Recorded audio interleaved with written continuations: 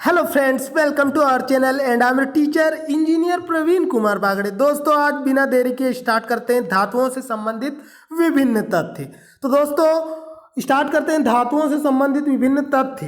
तो दोस्तों, competition exam में धातुओं से रिलेटेड विभिन्न क्वेश्चंस पूछे जाते हैं मोस्टली फ्रिक्वेंटली। तो बिना देरी किए डिटेल में डिस्क्राइब करते हैं और स्टार्ट करते हैं आज की अपनी स्टोरी। Let's start now. सबसे पहले हम पढ़ेंगे दोस्तों धातुओं का पहला फैक्ट। धातुओं का राजा सोने को कहा जाता है, यानी कि the king of elements is known as the aurum, यानी कि सोने को धातुओं का राजा कहा जाता है। तो दोस्तों, धातुओं का किंग कौन होता है? सोना होता है। तो सोना धातु एक ऐसी धातु होती है दोस्तों जिसे नोबल एलिमेंट भी कहा जाता है, क्योंकि यह प्रकृति में शुद्ध अवस्था में पाई जाती है। और यह जो ऐसी धातु होती है दोस्तों, यह 24 कैरेट की शुद्ध सोना होता है, लेकिन 24 कैरेट के शुद्ध सोने के आभूषण नहीं बनाए जा सकते हैं, इसीलिए इसमें थोड़ी मात्रा में तांबा मिलाया जाता है। 22 कैरेट के सोने का आभूषण बनाया जाता है। आगे बढ़ते हैं दोस्तों। इसके अलावा सोने धातु की एक विशेषता यह भी होती है कि इसमें तन्यता बहुत अधिक पाई जाती है, इसीलिए इसके विभिन्न डिजाइन के आभूषण या ज्वेलरी बनाई जाती है। आगे बढ़ते हैं दोस्तों नेक्स्ट फैक्ट पर। पृथ्वी के केंद्रीय भाग में सबसे अधिक निकल पाया जाता है और दूसरे स्थान पर पाई जाने वाली धातु लोहा है। तो दोस्तों, जब हम पृथ्वी या भूप्रपट्टी के इंटरनल स्ट्रक्चर को स्टडी करते हैं ज्योग्राफी के अंतर्गत, तो वहां पर हम देखते हैं कि पृथ्वी के केंद्रीय भाग में सबसे अधिक निकल पाया जाता है। और निकल की विशेषता यह होती है कि इसका जो एटॉमिक वेट होता है वो सबसे ज्यादा होता है, इसीलिए केंद्र में पाया जाता है। दोस्तों, आपको पता होगा जब हम मक्खन बनाते हैं, जब भगवान कृष्ण की माता मक्खन बनाती थी और मक्खन को जब वो माथती थी, तो उसमें जो भारी वाला मलाई होता था वो बीच में चला जाता था। यानी ठीक उसी प्रकार पृथ्वी की संरचना में भारी निकल सबसे केंद्रीय भाग में पाया जाता है और उसके बाद में लोहा धातु पाई जाती है। आगे बढ़ते हैं दोस्तों। टंगस्टन का संकेत W होता है और इसका गलनांक सर्वाधिक होता है, यानी कि 3500 डिग्री सेल्सियस होता है। आगे बढ़ते हैं दोस्तों। इसके अलावा मैं आपको जानकारी के लिए बता दूं कि बल्बों का जो फिलामेंट होता है वो टंगस्टन का बना होता है। यह उच्च गलनांक वाली धातु होती है। इसके अलावा दोस्तों, जब हम बल्ब का निर्माण करते हैं तो बल्ब के अंदर में जो भी गैस भरी होती है उसे निकाल देते हैं, क्योंकि उससे क्या होता है कि बल्ब में जो टंगस्टन होता है वो ज्यादा चमकता है और बल्ब की रोशनी बढ़ जाती है। ठीक है दोस्तों, रोशनी का डिस्कस आ गया। आगे बढ़ते हैं। इसके बाद में हम बात करेंगे भारत में टंगस्टन का उत्पादन राजस्थान स्थित देगाना खान से होता है। तो दोस्तों, भारत में टंगस्टन का सर्वाधिक उत्पादन राजस्थान की देगाना खान में होता है। आगे बढ़ते हैं दोस्तों। टंगस्टन के तंतु के अपचयन को रोकने के लिए बिजली के बल्ब से हवा निकाल दी जाती है, यानी कि निर्वात यानी कि वैक्यूम इन्वायरमेंट क्रिएट किया जाता है।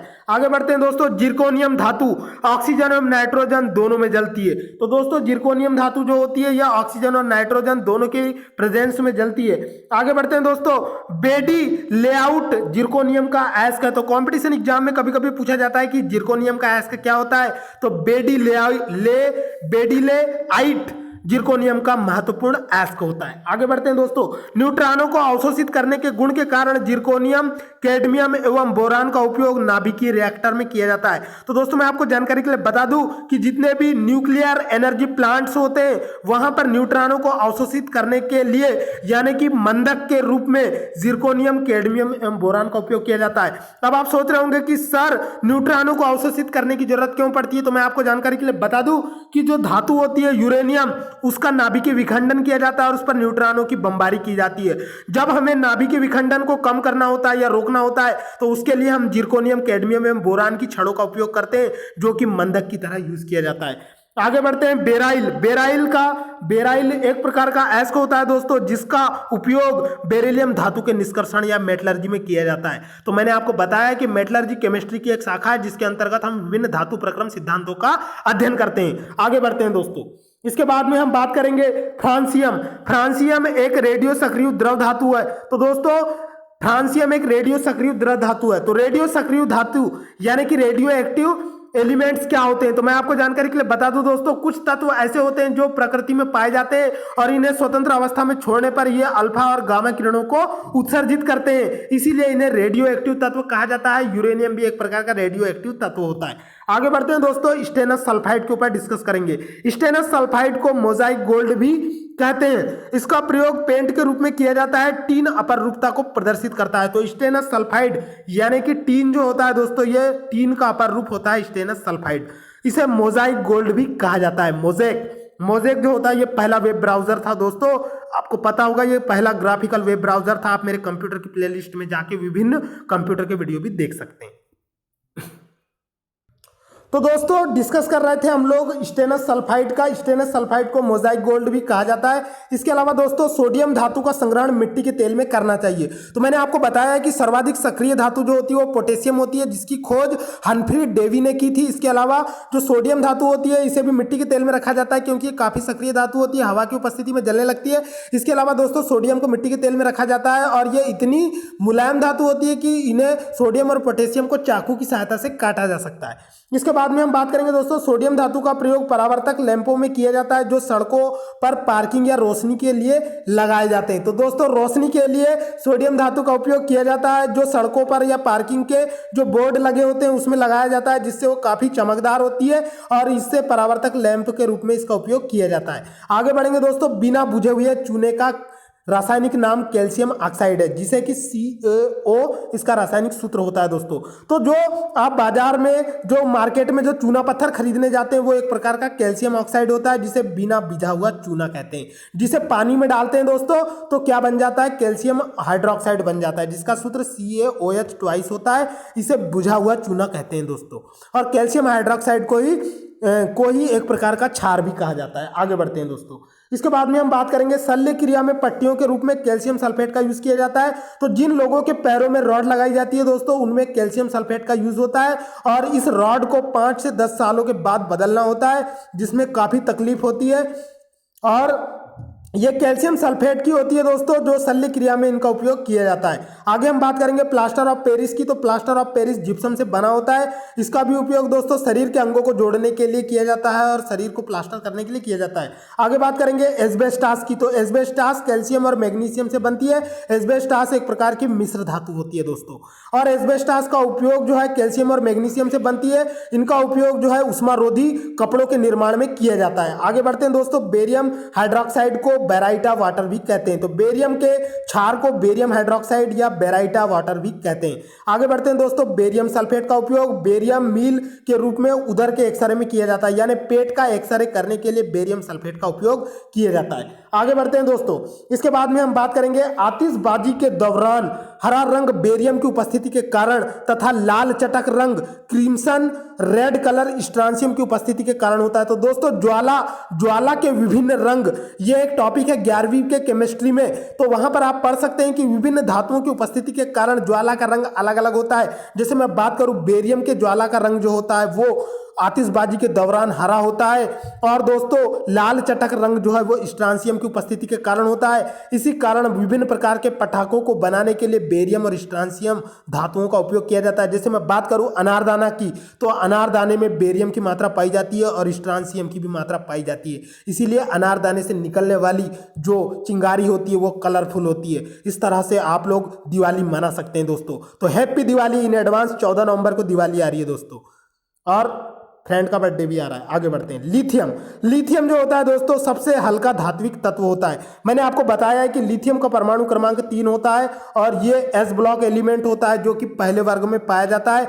और दोस्तों यह सबसे प्रबल अपचायक होता है, क्योंकि इसकी बाह्यतम कक्षा में सिर्फ एस ब्लॉक में एक इलेक्ट्रॉन होता है। तो इस कारण यह प्रबल अपचायक होता है, यानी कि इसमें इलेक्ट्रॉन त्याग कर धनायन बनाने की प्रवृत्ति बहुत ज्यादा पाई जाती है। आगे बढ़ते हैं दोस्तों, बात करेंगे चांदी, सोना, तांबा, प्लेटिनम एवं बिस्मित की। अपने कम अभिक्रियाशीलता के कारण ये स्वतंत्र अवस्था में पाए जाते हैं। तो प्रकृति में सोना, चांदी, तांबा, एल्यूमिनियम, चांदी, सोना, तांबा, प्लेटिनम और बिस्मित कम अभिक्रियाशीलता के कारण स्वतंत्र अवस्था में पाए जाते हैं। इसीलिए इन्हें नोबल एलिमेंट यानी कि नोबल धातु भी कहा जाता है दोस्तों।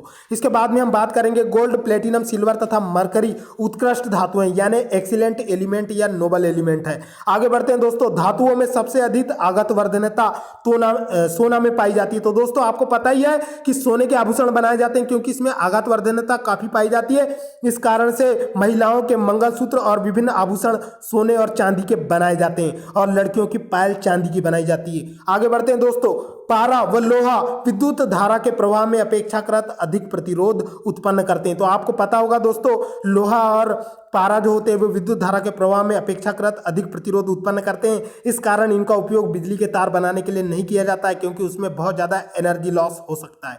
इसीलिए दोस्तों तांबे के तारों का और एल्यूमिनियम के तारों का उपयोग विद्युत धारा के प्रवाह के लिए किया जाता है, क्योंकि ये प्रकृति में ज़्यादा मात्रा में अवेलेबल है और इसके अंदर तार बनाने की भी क्वालिटी ज़्यादा पाई जाती है। इससे लंबे तार ज़्यादा आसानी से बनाए जा सकते हैं। आगे बढ़ते हैं दोस्तों, बात करेंगे हम नेक्स्ट फैक्ट की। तो चांदी एवं तांबा विद्युत धारा का सर्वोत्तम चालक है। तो सबसे ज्यादा चालक चांदी होती है, उसके बाद में तांबे का यूज होता है दोस्तों। लेकिन चांदी का यूज इसीलिए नहीं किया जाता है क्योंकि चांदी के तार बनाएंगे तो चांदी प्रकृति में कम मात्रा में पाई जाती है, लेकिन तांबा बहुत अधिक मात्रा में अवेलेबल होता है। और तांबे के जो तार होते हैं दोस्तों, जब विद्युत धारा की मात्रा ज्यादा देर तक भी प्रवाहित करते हैं तो गर्म नहीं होते, जिससे कि शॉर्ट सर्किट होने की भी संभावना नहीं होती है। आगे बढ़ते हैं दोस्तों, एल्यूमिनियम का सर्वप्रथम पृथक्करण 1827 एडी में हुआ था, एडिनो डेमिनी में हुआ था। तो एल्यूमिनियम का आविष्कार 1827 में हो चुका था दोस्तों। ये ऊष्मा की भी अच्छी चालक धातु होती है, इस कारण घर में खाना पकाने के बर्तनों का निर्माण एल्यूमिनियम से किया जाता है। आगे बढ़ते हैं दोस्तों, कार्नोटाइट का रासायनिक नाम पोटेशियम यूरेनिल वेंडेंट होता है। इसके बाद में हम बात करेंगे दोस्तों कैंसर रोग की। तो कैंसर रोग के इलाज में कोबाल्ट के समस्थानिक का यूज किया जाता है। मैं आपको जानकारी के लिए बता दूं दोस्तों कि कैंसर रोग जो होता है वो शरीर में कोशिकाओं की अतिशय वृद्धि के कारण होता है, और कैंसर रोग जो है ये काफी खतरनाक होता है, जिसके कारण हमारे महान सेलिब्रिटी इरफान खान की डेथ हो चुकी है, और वो बहुत ही मजेदार कलाकार थे, माय फेवरेट एक्टर। आगे बढ़ते हैं दोस्तों, बात करेंगे सोडियम पेरोक्साइड की। सोडियम पेरोक्साइड का उपयोग पनडुब्बी जहाजों एवं अस्पताल आदि की बंद हवा को शुद्ध करने में किया जाता है। तो जो पनडुब्बी जहाज होते हैं दोस्तों, जो समुद्र के अंदर पानी के अंदर चलते हैं, और अस्पताल के अंदर जो बंद हवा होती है उसे शुद्ध करने के लिए सोडियम पेरोक्साइड का यूज किया जाता है। कॉम्पिटिशन एग्जाम में कभी कभी पूछ लिया जाता है, तो इसे बिल्कुल आपको याद रख लेना है दोस्तों। बात करेंगे ग्रीनोकाइट, ये कैडमियम का अयस्क होता है, कॉम्पिटिशन एग्जाम में पूछा जाता है। तो दोस्तों हम डिस्कस कर रहे थे गोल्ड, प्लेटिनम, सिल्वर, मरकरी उत्कृष्ट धातुएं हैं। इसके बाद में मैंने आपको बताया था दोस्तों कि ग्रीनोकाइट कैडमियम का अयस्क है। इसके अलावा दोस्तों कैडमियम का प्रयोग नाभिकीय रिएक्टरों में न्यूट्रॉन मंदक के रूप में किया जाता है। तो मैंने आपको बताया कि नाभिकीय रिएक्टरों में यूरेनियम धातु के ऊपर न्यूट्रॉनों की बमबारी की जाती है, और यूरेनियम का नाभिकीय विखंडन कर अपार एनर्जी को रिलीज किया जाता है, जिसका उपयोग एनर्जी फील्ड में किया जाता है। इस तरह दोस्तों संग्राहक बैटरियों में निम्न गलनांक वाली मिश्र धातु बनाने के लिए भी कैडमियम का उपयोग किया जाता है। कैडमियम एक बहुत ही महत्वपूर्ण धातु होती है। आगे बढ़ते हैं दोस्तों, इसके बाद में हम बात करेंगे एक्टिनाइड जो होते हैं दोस्तों, ये संक्रमण तत्व होते हैं जिनका परमाणु क्रमांक 97 से स्टार्ट होता है, और लेंथेनाइड जो होते हैं उनका परमाणु क्रमांक 57 से स्टार्ट होता है। तो एक्टिनाइड जो तत्व होते हैं ये रेडियो एक्टिव तत्वों का समूह होते हैं, मतलब कि इन तत्वों में ऐसा गुण पाया जाता है कि ये प्रकृति में अल्फा और गामा किरणों को स्वयं से उत्सर्जित करते हैं, इस कारण इन्हें रेडियो एक्टिव तत्व कहा जाता है। इनका उपयोग वर्सेटाइल क्षेत्रों में किया जाता है। आगे बढ़ते हैं, विश्व प्रसिद्ध एफिल टावर का आधार स्टील व सीमेंट का बना हुआ है। तो दोस्तों मैं आपको जानकारी के लिए बता दूं, न्यूयॉर्क में जो बना हुआ, पेरिस में बना हुआ जो एफिल टावर, सॉरी दोस्तों, एफिल टावर जो है पेरिस में जो बना है, फ्रांस की राजधानी पेरिस में बना हुआ एफिल टावर का आधार जो है वो सीमेंट व स्टील का बना हुआ है, इस कारण आज भी जैसा का तैसा बना हुआ है। आगे बढ़ते हैं दोस्तों, थूलियम का संकेत टीएम होता है। थूलियम जो एक एलिमेंट होता है, धातु होती है, उसका संकेत टीएम होता है। इसके अलावा रेडियम का निष्कर्षण पिच ब्लेंड से किया जाता है। मैडम क्यूरी ने पिच ब्लेंड से ही रेडियम का निष्कर्षण किया था, जो मैंने आपको पहले भी बता चुका है। आगे बढ़ते हैं दोस्तों, वायुयान के निर्माण में पैलेडियम धातु प्रयुक्त होती है। पैलेडियम वायुयान के निर्माण में पैलेडियम धातु प्रयुक्त होती है। आगे बढ़ते हैं दोस्तों, गैलियम धातु कमरे के ताप पर द्रव अवस्था में पाई जाती है। इसके अलावा दोस्तों ब्रोमीन एक ऐसी धातु होती है जो कमरे के ताप पर द्रव अवस्था में पाई जाती है। इसके अलावा दोस्तों आयोडीन एक ऐसी धातु होती है जो ठोस अवस्था में पाई जाती है। आगे बढ़ते हैं दोस्तों, सेलिनियम धातु का प्रयोग फोटो इलेक्ट्रिक सेल में किया जाता है। तो अब आप सोच रहे होंगे सर ये फोटो इलेक्ट्रिक सेल क्या होता है, तो मैं आपको जानकारी के लिए बता दूं कि प्रकाशीय ऊर्जा को विद्युत ऊर्जा में बदलने के लिए फोटो इलेक्ट्रिक सेल का यूज किया जाता है, जिसमें कि डायोड लगे होते हैं, इसमें सेलेनियम धातु का प्रयोग किया जाता है। आगे बढ़ते हैं दोस्तों, साइटोक्रोम में लोहा उपस्थित होता है। तो व्हाट इज साइटोक्रोम? साइटोक्रोम जो होता है दोस्तों इसमें लोहा उपस्थित होता है। आगे बढ़ते हैं, जियोलाइट। जियोलाइट का उपयोग जल को मृदु बनाने में किया जाता है। तो जल में बहुत सारी कठोरताएं पाई जाती है। जल में मैग्नीशियम और बहुत सारी धातुओं के कार्बोनेट बन जाते हैं, जिससे जल कठोर हो जाता है और इस कठोरता को दूर करने के लिए जियोलाइट नामक यौगिक का उपयोग किया जाता है। तो जियोलाइट का उपयोग जल को मृदु बनाने के लिए किया जाता है। कॉम्पिटिशन एग्जाम में कभी कभी पूछा जाता है। आगे बढ़ते हैं दोस्तों, टीन अपरूपता प्रदर्शित करता है। आगे बढ़ते हैं दोस्तों, अधिकांश संक्रमण धातु और उनके यौगिक रंगीन होते हैं। तो डी ब्लॉक के जितने भी तत्व होते हैं दोस्तों, उन्हें संक्रमण धातु कहा जाता है और उनके जो यौगिक होते हैं वो रंगीन होते हैं। और संक्रमण धातु हमेशा उपसह संयोजी यौगिक बनाते हैं जो कि रंगीन होते हैं। इस बात को आपको हमेशा याद रखना है कि संक्रमण धातु उपसह संयोजी यौगिक बनाते हैं, लेकिन एस ब्लॉक के तत्व आयनिक यौगिक बनाते हैं और पी ब्लॉक के तत्व सहसंयोजी यौगिक बनाते हैं और डी ब्लॉक के तत्व जो होते हैं वो उपसह संयोजी यौगिक बनाते हैं, जो कि आप मेरे रासायनिक बंधन वाले लेक्चर में देख सकते हैं। आगे बढ़ते हैं दोस्तों, इसके बाद में हम बात करेंगे सबसे भारी धातु ओस्मियम होती है। ये कंपटीशन एग्जाम में पूछा जाता है। सबसे भारी धातु ओस्मियम होती है, सबसे हल्की धातु लिथियम होती है, सबसे मजबूत धातु टंगस्टन होती है और टंगस्टन का गलनांक 3500 डिग्री सेल्सियस होता है, जो मैंने आपको बता दिया, जिसका उपयोग बल्बों के फिलामेंट बनाने में किया जाता है। इसके अलावा और भी चीज़ों में किया जाता है। आगे बढ़ते हैं दोस्तों, सबसे कठोर धातु क्रोमियम होती है। आगे बढ़ते हैं, इसके बाद में हम बात करेंगे दोस्तों, पोटेशियम कार्बोनेट को पर्लेस भी कहा जाता है। तो पोटेशियम कार्बोनेट को पर्लेस यानी कि मोती की राख भी कहा जाता है। आगे बढ़ते हैं दोस्तों, नाइक्रोम। नाइक्रोम यानी निकेल, क्रोमियम और आयरन की मिश्र धातु होती है। नाइक्रोम के जो तार होते हैं दोस्तों, इनका उपयोग जो है हीटर में किया जाता है। जो हीटर बहुत सारे हॉस्टल्स में यूज़ किए जाते हैं, चाय बनाने के लिए और खाना पकाने के लिए और घरेलू कार्यों में भी किए जाते हैं। तो नाइक्रोम का जो तार लगा होता है दोस्तों, वो विद्युत हीटर की कुंडली यानी कि विद्युत हीटर में जो लगी होती है उसमें नाइक्रोम की बनी होती है, क्योंकि नाइक्रोम की विशेषता ये होती है दोस्तों कि ये अत्यधिक उच्च ताप पर ये बहुत अधिक मात्रा में लाल हो जाता है और अपने अंदर से हीट को प्रोड्यूस करता है, जिसके कारण इसका उपयोग खाना पकाने के लिए किया जाता है। तो नाइक्रोम तार जो होता है ये मिश्र धातु से बना होता है और नाइक्रोम तार जो है निकिल, क्रोमियम और आयरन से बना होता है और ये विद्युत का बहुत अच्छा चालक भी होता है। आगे बढ़ते हैं दोस्तों, क्रोमिक अम्ल का रासायनिक नाम क्रोमियम ट्राई ऑक्साइड होता है। आगे बढ़ते हैं दोस्तों, ब्रिटेनिया धातु एंटीमनी, तांबा व टीन की मिश्र धातु है। तो कंपटीशन एग्जाम में पूछा जाता है कि ब्रिटेनिया धातु या मिश्र धातु किस किस की मिश्र धातु है। तो एंटीमनी, तांबा व टीन की मिश्र धातु है। आगे बात करूंगा दोस्तों बारूद की। बारूद एक्सप्लोनेशन मैटर। तो एक्सप्लोनेशन मैटर जो होता है बारूद, ये 75% पोटेशियम नाइट्रेट, 10% गंधक यानी सल्फर और 15% चारकोल यानी कार्बन के अपर रूप एवं अन्य पदार्थों का मिश्रण होता है। आगे बात करूंगा दोस्तों मैं बेबिड धातु की। तो बेबिड धातु जो होती है में 89% टीन, 9% एंटीमनी यानी आर्सेनिक व 2% तांबा होता है। तो बेबिड धातु को भी आपको याद रखना है, कभी कभी कंपटीशन एग्जाम में पूछा जाता है। आगे बात करूंगा दोस्तों समूह फर्स्ट यानी कि वर्ग 1 के तत्व क्षार धातु या एल्काली मेटल्स कहलाते हैं एवं समूह 2 यानी कि वर्ग 2 के तत्व क्षारीय मृदा धातु या एल्कलाली अर्थ मेटल्स कहलाते हैं, जैसे कैल्शियम, मैग्नीशियम इत्यादि। आगे बात करूंगा दोस्तों टाइटेनियम की। तो कभी कभी कंपटीशन एग्जाम में पूछा जाता है कि स्ट्रेटजिक मेटल या रणनीतिक धातु किस धातु को कहा जाता है। तो मैं आपको जानकारी के लिए बता दूं कि टाइटेनियम को रणनीतिक धातु कहते हैं, क्योंकि इसका उपयोग रक्षा उत्पादन में होता है। यह इस्पात के बराबर मजबूत लेकिन भार में उसका आधा गुण वाली धातु है। वायुयान का फ्रेम, इंजन बनाने में और नाभिकीय रिएक्टरों में इसका उपयोग किया जाता है। टाइटेनियम सबसे महंगी धातु होती है दोस्तों, सबसे महंगी नहीं होती पर महंगी होती है। आगे बढ़ते हैं, इसके बाद में हम बात करेंगे दोस्तों फ्लैश बल्बों के निर्माण में वायुमंडल में मैग्नीशियम के तार को रखा जाता है। तो जो आपके घर में CFL बल्ब होते हैं उनमें नाइट्रोजन गैस भरी होती है और वायुमंडल में मैग्नीशियम तार का प्रयोग किया जाता है। इसके बाद में हम बात करेंगे दोस्तों नेक्स्ट फैक्ट की। तो नेक्स्ट फैक्ट होता है,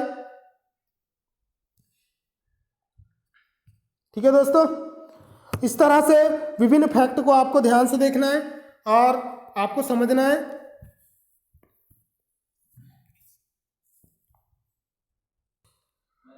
तो दोस्तों हम डिस्कस कर रहे थे एल्यूमिनियम हाइड्रोक्साइड को कपड़ों को अदाह्य बनाने एवं जलरोधी कपड़े तैयार करने में किया जाता है। तो एल्यूमिनियम हाइड्रोक्साइड का सूत्र होता है दोस्तों AlOH थ्राइस।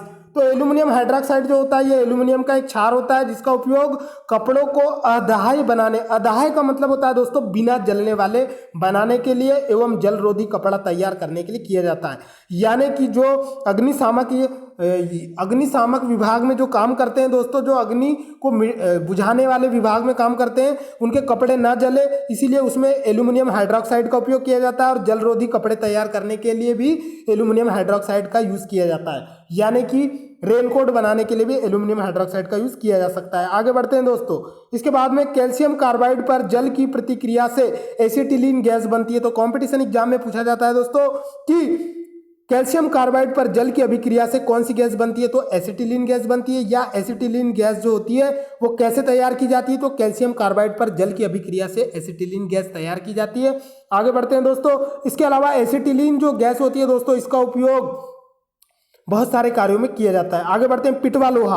पिटवा लोहा जो होता है दोस्तों, व्राउट आयरन में कार्बन की मात्रा सबसे कम होती है, 0.12 से लेकर 0.25% तक होती है। यह अपेक्षाकृत अधिक शुद्ध होता है क्योंकि इसमें कार्बन की मात्रा कम से कम होती है। आगे बढ़ते हैं दोस्तों। आयरन थर्ड ऑक्साइड यानी कि दोस्तों फेरस ऑक्साइड जो होता है के साथ एल्यूमिनियम की अभिक्रिया कर रेल की पटरी व मशीन के पुर्जों की दरारों को जोड़ने के लिए किया जाता है। इस अभिक्रिया को थर्मिट अभिक्रिया कहते हैं दोस्तों, यानी कि वेल्डिंग के कार्य में एल्यूमिनियम की अभिक्रिया का उपयोग किया जाता है। आगे बढ़ते हैं। शरीर में लोहे की कमी से एनीमिया रोग हो जाता है दोस्तों, जिससे बच्चे दुबले पतले और चेहरे पर रंगत दिखाई नहीं देती है। इसकी अधिकता से लौहमयता रोग हो जाता है। अफ्रीका में सबसे ज्यादा आदिवासी लोग पाए जाते हैं दोस्तों, तो अफ्रीका के बाटू आदिवासी में लौहमयता यानी कि साइडोरेसिस रोग पाया जाता है। ऐसा उनमें लोहे के बर्तन में बियर यानी कि दारू के सेवन के कारण होता है। इसके अलावा दोस्तों अगर शरीर में लोहे की कमी हो जाती है तो एनीमिया रोग हो जाता है और शरीर दुबला पतला हो जाता है। इस रोग से बचाने के लिए गर्भवती महिलाओं को आंगनबाड़ी के द्वारा आयरन की गोलियां और कैल्शियम की गोलियां प्रोवाइड कराई जाती है। आगे बढ़ते हैं दोस्तों। इसके बाद में हम बात करेंगे कैल्शियम फास्फेट की। तो कैल्शियम फास्फेट मानव हड्डियों में सर्वाधिक मात्रा में पाया जाता है। अगर दोस्तों आपके शरीर में चोट लग जाती है और हड्डियों में दर्द होता है तो कैल्शियम फास्फेट की गोलियां मेडिकल में आपको मिल जाएगी, कैल्शियम की मिल जाएगी। और इसके अलावा बहुत सारी ऐसी दवाइयां होती है जो कि इस काम में आती है, तो बहुत सारी दवाइयां मिलती है। इसके अलावा दोस्तों टीन की अधिक मात्रा युक्त कांसे को श्वेत कांसा भी कहते हैं। इसके अलावा जिंक फास्फाइड का उपयोग चूहा विष बनाने में किया जाता है। तो दोस्तों आपके घर में जो चूहा मार दवाई होती है उसमें जिंक फास्फाइड का यूज़ किया जाता है। जिंक फास्फाइड का उपयोग चूहा विष के रूप में किया जाता है। उसमें चूहा मर जाता है 2 दिन बाद या 1 दिन बाद या 4 घंटे बाद, तुरंत नहीं मरता है दोस्तों। आगे बढ़ते हैं। लकड़ी की वस्तुओं को कीड़े से बचाने के लिए उस पर जिंक क्लोराइड की लेपन किया जाता है। जो घरों में विभिन्न इमारती लकड़ियों से जो विभिन्न प्रकार का फर्नीचर बनाया जाता है उस पर जिंक क्लोराइड का लेपन किया जाता है दोस्तों, जिससे उन लकड़ी की वस्तुओं पर कीड़े नहीं लगते हैं। आगे बढ़ते हैं दोस्तों। बात करेंगे जिंक ऑक्साइड को जस्ते का फूल कहते हैं। इसे व्हाइट अथवा चाइनीज व्हाइट के पेंटों में किया जाता है। इसका उपयोग मरहम व चेहरे की क्रीम बनाने में किया जाता है। तो जिंक ऑक्साइड का उपयोग विभिन्न प्रकार की कॉस्मेटिक बनाने के लिए भी किया जाता है। आगे बढ़ते हैं दोस्तों। तो दोस्तों हम डिस्कस कर रहे थे जिंक ऑक्साइड को जस्ते का फूल कहते हैं। इसका व्हाइट अथवा चाइनीज व्हाइट के नाम से सफ़ेद पेंटों में प्रयोग किया जाता है। इसका उपयोग मरहम तथा चेहरे की क्रीम यानी कि विभिन्न कॉस्मेटिक्स के निर्माण में किया जाता है। तो दोस्तों जो लड़कियां ज़्यादा कॉस्मेटिक्स लगाती है उन्हें मैं जानकारी के लिए बता दूं कि वह जिंक ऑक्साइड को बहुत ज़्यादा चेहरे पे लगाती है। आगे बढ़ते हैं। इसके बाद हम बात करेंगे सिल्वर क्लोराइड की। तो सिल्वर क्लोराइड को हार्न सिल्वर कहा जाता है। इसका उपयोग फोटोक्रोमिक कांच बनाने में होता है, यानी कि रंगीन कांच को बनाने के लिए सिल्वर क्लोराइड का उपयोग किया जाता है। आगे बढ़ते हैं दोस्तों। सिल्वर आयोडाइड का उपयोग कृत्रिम वर्षा कराने के लिए किया जाता है। ये लाल कलर से देखो आप हाईलाइट दिया हुआ है लुसेंट की बुक में। इसका मतलब ये क्वेश्चन कॉम्पिटिशन एग्जाम में बहुत बार रेलवे, बैंकिंग, एसएससी और एमपीपीएससी में पूछा जा चुका है कि कृत्रिम वर्षा कराने के लिए किस यौगिक का उपयोग किया जाता है, तो सिल्वर आयोडाइड का उपयोग किया जाता है। आगे बढ़ते हैं दोस्तों। सिल्वर नाइट्रेट का प्रयोग निशान लगाने वाली स्याही के रूप में किया जाता है। मतदान के समय मतदाताओं के अंगुलियों पर इसी का निशान लगाया जाता है। सूर्य के प्रकाश में अपघटित हो जाने के कारण इसे रंगीन बोतलों में रखा जाता है। सिल्वर ब्रोमाइड का उपयोग फोटोग्राफी में होता है। तो दोस्तों जो लोग मतदान देते हैं उनकी उंगली में सिल्वर नाइट्रेट का निशान लगाया जाता है और वो 5-6 दिन में मिट जाता है, क्योंकि वो धूप के प्रभाव से क्या हो जाता है, उसका अपघटित हो जाता है। आगे बढ़ते हैं दोस्तों। चांदी के चम्मच से अंडा खाना वर्जित रहता है क्योंकि चांदी के अंडे में उपस्थित, क्योंकि अंडे में क्या पाया जाता है दोस्तों, गंधक पाया जाता है, जो कि चांदी के गंधक से प्रतिक्रिया कर काले रंग का सिल्वर सल्फाइड बनाती है, जिससे क्या होता है, चम्मच नष्ट हो जाता है। यानी कि चम्मच की जो क्वालिटी होती है, चमकदार जो होती है, अंडे के कारण चांदी के चम्मच की चमक खो जाती है। तो इस कारण चांदी की चम्मच से अंडा नहीं खाना चाहिए क्योंकि वो चम्मच जो होती है वो धुंधली हो जाती है। आगे बढ़ते हैं दोस्तों। सोना को कठोर बनाने के लिए इसमें तांबा व चांदी मिलाया जाता है। शुद्ध सोना जो होता है 24 कैरेट का होता है, पर आभूषण बनाने के लिए 22 कैरेट के सोने का उपयोग किया जाता है। ये मैं आपको इस वीडियो की शुरुआत में ही बता चुका हूँ। आगे बढ़ते हैं दोस्तों। आयरन पैरासाइट, आयरन पैरासाइट यानी कि आयरन सल्फाइड को झूठा सोना या बेवकूफ़ों का सोना भी कहते हैं। तो ये भी कंपटीशन एग्जाम में पूछा जाता है, इसे भी आपको रट लेना है। आगे बढ़ते हैं दोस्तों। नेक्स्ट फैक्ट है, स्वर्ण लेपन में पोटेशियम ओरिसाइनाइड का प्रयोग विद्युत अपघट्य के रूप में किया जाता है। तो पोटेशियम ओरिसाइनाइड का उपयोग विद्युत अपघट्य के रूप में किया जाता है। इसका उपयोग सोने के ऊपर पालिश करने के लिए किया जाता है, सोने की पालिश करने के लिए किया जाता है। आगे बढ़ते हैं दोस्तों। ऑरिक क्लोराइड का उपयोग सर्प विषरोधी सुई बनाने में किया जाता है। तो दोस्तों वर्तमान समय में एंटी स्नैक इंजेक्शंस बन चुके हैं जिनमें ऑरिक क्लोराइड की मात्रा पाई जाती है, जो सर्प विषरोधी सुई बनाने में इसका प्रयोग किया जाता है। आगे बढ़ते हैं। प्लेटिनम, प्लेटिनम को सफ़ेद सोना भी कहा जाता है दोस्तों। प्लेटिनम जो होता है यह काफ़ी महंगी धातु होती है और इसका उपयोग जो है सफेद सोना भी कहा जाता है। आगे बढ़ते हैं दोस्तों। पारे को क्विक सिल्वर के नाम से भी जाना जाता है। इसका निष्कर्षण मुख्य रूप से सिनेबार से किया जाता है। तो मैंने आपको दोस्तों पहले ही बता दिया है कि पारे का मात्र एक अयस्क होता है जिसे सिनेबार कहा जाता है, जिसका सूत्र HgS यानी कि मर्क्यूरस सल्फाइड होता है। आगे बढ़ते हैं दोस्तों। इसके बाद में हम बात करेंगे दोस्तों, पारे को लौह पात्र में रखा जाता है क्योंकि यह लोहे के साथ अमलगम नहीं बनाता है।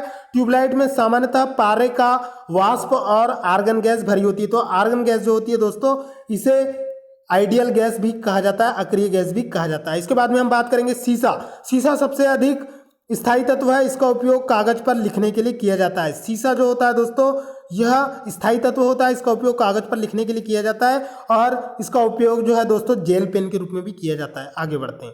इसके बाद में हम बात करेंगे दोस्तों, लेड आर्सेनिक नामक मिश्र धातु का उपयोग गोली बनाने में किया जाता है। कार्बन सीसा का उपयोग कृत्रिम अंगों के निर्माण में भी किया जाता है। आगे बढ़ते हैं दोस्तों। लेड ऑक्साइड को लिथार्ज भी कहा जाता है, जो एक उभयधर्मी ऑक्साइड है। इसका उपयोग रबर उद्योग में, स्टोरेज बैटरी के निर्माण में और फ्लिंट कांच बनाने के लिए किया जाता है। आगे बढ़ते हैं दोस्तों। इसके बाद में बात करेंगे बेसिक लेड कार्बोनेट को व्हाइट लेड भी कहा जाता है। इसका उपयोग सफ़ेदा बनाने के लिए किया जाता है। तो जो स्कूल में जॉब करते हैं उन लोगों के द्वारा कई बार राइटिंग में गलत हो जाता है या किसी डॉक्यूमेंट के निर्माण में, तो सफ़ेदा लगा देते हैं, तो वो व्हाइट लेड होता है, जिसे बेसिक लेड कार्बोनेट भी या व्हाइट लेड भी कहा जाता है। आगे बढ़ते हैं दोस्तों।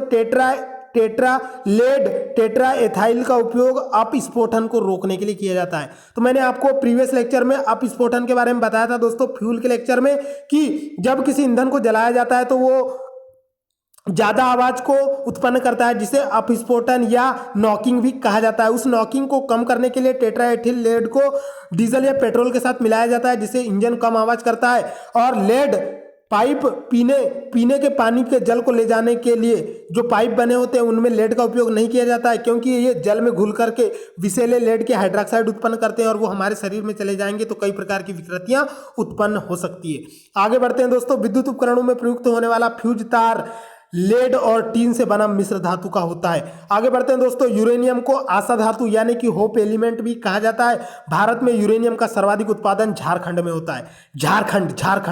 झारखंड के धनबाद में दोस्तों, झारखंड के धनबाद में आपको पता होगा बहुत सारे अयस्क और खनिज निकाले जाते हैं। इसके अलावा मैं बात करूंगा दोस्तों, यूरेनियम का समस्थानिक 92 यूरेनियम 298 होता है, यानी कि यूरेनियम का परमाणु क्रमांक 92 होता है और परमाणु भार 238 होता है। और इसी यूरेनियम से मैडम क्यूरी ने क्या किया था, यूरेनियम का निष्कर्षण किया था। आगे बढ़ते हैं दोस्तों।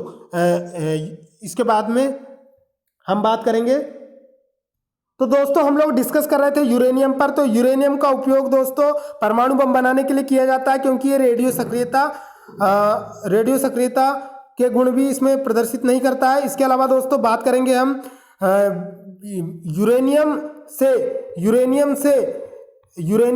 जो है इसका उपयोग जो है रेडियो एक्टिव नहीं होता है, इस कारण इसका उपयोग जो है नाभिकीय रिएक्टरों में इसका उपयोग किया जाता है। इसके बाद हम बात करेंगे दोस्तों यूरेनियम कार्बाइड का उपयोग हैबर विधि में अमोनिया के उत्पादन में उत्प्रेरक के रूप में किया जाता है। यूरेनियम धातु का उपयोग परमाणु ऊर्जा के उत्पादन में यानी कि न्यूक्लियर एनर्जी के प्रोडक्शन में किया जाता है। आगे बढ़ते हैं दोस्तों, यूरेनियम के नाइट्रेट और एसीटेट का उपयोग फोटोग्राफी में किया जाता है, यानी कि फोटोग्राफिक में भी यूरेनियम धातु का प्रयोग किया जाता है। आगे बढ़ते हैं दोस्तों, यूरेनियम धातु का निष्कर्षण उसके अयस्क पिच ब्लेंड से किया जाता है, जिसका सूत्र U3H8 होता है। इसके बाद में हम बात करेंगे दोस्तों प्लूटोनियम जो होता है दोस्तों, ये भारी रेडियो सक्रिय धातु है। यह एक्टिनाइड श्रेणी का सदस्य है। इसका उपयोग परमाणु बम बनाने में होता है। नागासाकी पर गिराए गए परमाणु बम में प्लूटोनियम रेडियो एक्टिव तत्व के पार्ट थे, जिसके कारण वहां पर बहुत ज्यादा तबाही हुई थी और आज भी वहां के जो बच्चे हैं उनमें आनुवांशिक भिन्नताएं पाई जाती है। आगे बढ़ते हैं दोस्तों, हराकशिस के ऊपर डिस्कस करेंगे। हराकशिस बोले तो फेरस सल्फेट, तो फेरस सल्फेट जो होता है दोस्तों, इसे हराकशिस भी कहा जाता है। ठीक है दोस्तों,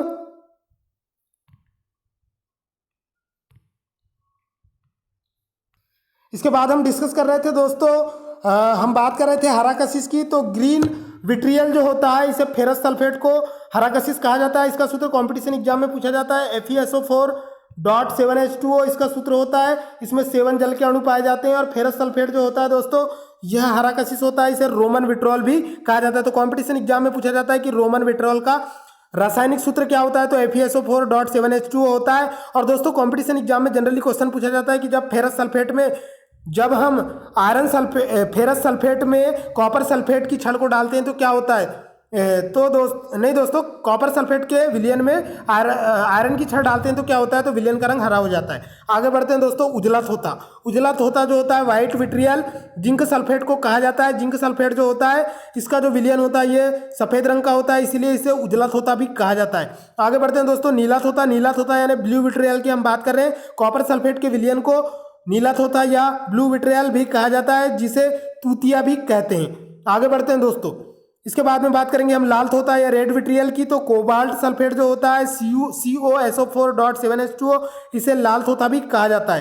तो लाल थोता जो होता है दोस्तों, इसे कोबाल्ट सल्फेट को लाल थोता कहा जाता है। इसके बाद में हम बात करेंगे जिंक फास्फाइड की। तो जिंक फास्फाइड का उपयोग कृतकनाशी चूहा मारने वाली दवा के रूप में किया जाता है। तो चूहा मारने के लिए जिंक फास्फाइड का उपयोग किया जाता है, जिससे चूहा तुरंत नहीं मरता है, 1-2 घंटे के बाद मरता है बाजू वाले के घर में जाके। आगे बढ़ते हैं दोस्तों, इसके बाद में हम बात करेंगे जिंक फास्फेट। तो जिंक फास्फेट का उपयोग रंगने का काम कर आने वाला तीखा पदार्थ है। तो जिंक फास्फेट जो है, इसका उपयोग कपड़ों के रंगीकरण में किया जाता है। आगे बढ़ते हैं दोस्तों, क्विक सिल्वर पारे को कहा जाता है। यह सदा किसी भी अमलगम का एक घटक होता है। इसके बाद में बात करेंगे दोस्तों, मोनाजाइट बालू में थोरियम पाया जाता है। तो मोनाजाइट बालू में। इसके बाद मोबाइल फोन बैटरियों में मुख्यतः लिथियम धातु का प्रयोग किया जाता है। तो दोस्तों जब आप MI का या फिर कोई भी रियलमी का नया फोन खरीदने जाते हैं तो उसमें बैटरी में लिखा होता है लिथियम बैटरी। तो लिथियम जो होती है दोस्तों, एक ऐसी धातु होती है जिसका एबंडेंट यूज बैटरी के निर्माण में किया जाता है और बैटरियों में मुख्य रूप से लिथियम धातु का यूज होता है। आगे बढ़ते हैं दोस्तों, प्याज लहसुन में गंध जो होती है वो पोटेशियम की उपस्थिति के कारण होती है। इसके अलावा इसमें सल्फर की मात्रा भी पाई जाती है। आगे बढ़ते हैं दोस्तों, बात करेंगे पोटेशियम ब्रोमाइड का उपयोग फोटोग्राफी में, मोनो पोटेशियम टार्ट्रेट का उपयोग बेकरी में और पोटेशियम सल्फेट का उपयोग उर्वरक के रूप में किया जाता है। तो विभिन्न प्रकार के उर्वरकों के निर्माण में पोटेशियम सल्फेट का उपयोग किया जाता है। इसके अलावा दोस्तों पोटेशियम नाइट्रेट का उपयोग बारूद बनाने में किया जाता है, जिससे पटाखे बनाए जाते हैं। आगे बढ़ते हैं दोस्तों, इसके बाद में महत्वपूर्ण फैक्ट है मोती का रासायनिक नाम क्या है। तो मोती का रासायनिक नाम कैल्शियम कार्बोनेट होता है दोस्तों, CaCO3। आगे बढ़ते हैं दोस्तों, इसके बाद में हम डिस्कस करेंगे नेक्स्ट फैक्ट की। इसके बाद में हम डिस्कस करेंगे दोस्तों माणिक्य एवं नीलम, जो कि महत्वपूर्ण अनमोल रत्न के रूप में जाने जाते हैं, एल्यूमिनियम के ऑक्साइड है। इसके अलावा माणिक्य का लाल रंग क्रोमियम के ऑक्साइड के कारण होता है और इन माणिक्य एवं नीलम का उपयोग विभिन्न प्रकार की अंगूठियां बनाने के लिए किया जाता है दोस्तों। इसके बाद में हम बात करेंगे ऑडियो एवं वीडियो टेप पर आयरन ऑक्साइड की परत होती है, जो आप मेरे कंप्यूटर के प्लेलिस्ट में जाकर देख सकते हैं, जहां मैंने मेमोरी का टॉपिक पढ़ा है, वहाँ पर मैंने बताया कि ऑडियो एवं वीडियो टैप जो कि सीक्वेंशियल एक्सेस मेमोरी होती है, उस पर आयरन ऑक्साइड की परत चढ़ी होती है जिस पर हम रिकॉर्ड को डिजिटली स्टोर करके रख सकते हैं। आगे बढ़ते हैं दोस्तों, लेड पेंसिल में लेड का प्रतिशत 0 होता है। आगे बढ़ते हैं दोस्तों, बोरेक्स का या सुहागा का रासायनिक नाम सोडियम टेट्राबोरेट होता है और इसमें सूजन को कम करने वाले कैसले रोगाणुरोधी हुए बलगम निकालने वाले गुण पाए जाते हैं। आगे बढ़ते हैं दोस्तों, प्लूटोनियम नामक तत्व पहले कृत्रिम रूप से उत्पादित किया जाता था। इसकी खोज में संबंधित वैज्ञानिक हैं Glenn T Seaborg, Arthur Wahl, Joseph W Kennedy व इडियन मैकमिलन। इसके अलावा दोस्तों कैल्शियम ऑक्साइड का उपयोग शुष्क के रूप में किया जाता है। आगे बढ़ते हैं दोस्तों, परमाणविक घड़ियों में एक टाइम कीपर के रूप में सीजियम का उपयोग किया जाता है। सीजियम जो होता है ये पहले वर्ग का तत्व होता है। इसके बाद में हम बात करेंगे दोस्तों, एल्यूमिनियम उभयधर्मी ऑक्साइड बना सकता है। तो दोस्तों इस तरह से विभिन्न धातुओं के बारे में हमने पढ़ लिया है। अब इसके बाद वाले लेक्चर में मैं आपको धातुओं के बारे में पढ़ाने वाला हूं और यहां पर भी मैंने धातुओं के बारे में आपको संपूर्ण जानकारी नहीं दे पाया हो या कोई फैक्ट छूट गया हो तो आप कमेंट करके हमसे पूछ सकते हैं। तो आपको मेरा वीडियो कैसा लगा प्लीज़ कमेंट करके जरूर बताएं और ज़्यादा से ज़्यादा हमारे वीडियो को शेयर करें दोस्तों। इसके अलावा दोस्तों अगर आप हमारे वीडियो को देखते हैं और बीच में जो भी एड्स आते हैं तो आप उन्हें भी देखें और थोड़ा सा रिलैक्स लें और वीडियो का पूरा आनंद लें। मिलते हैं इसी तरह के अगले इंटरेस्टिंग वीडियो के साथ जो नॉन मेटल के ऊपर बनेगा। मैं था आपका टीचर इंजीनियर प्रवीण कुमार बागड़े। तब तक के लिए टाटा बाय बाय, जय हिंद, खुदा हाफिज दोस्तों।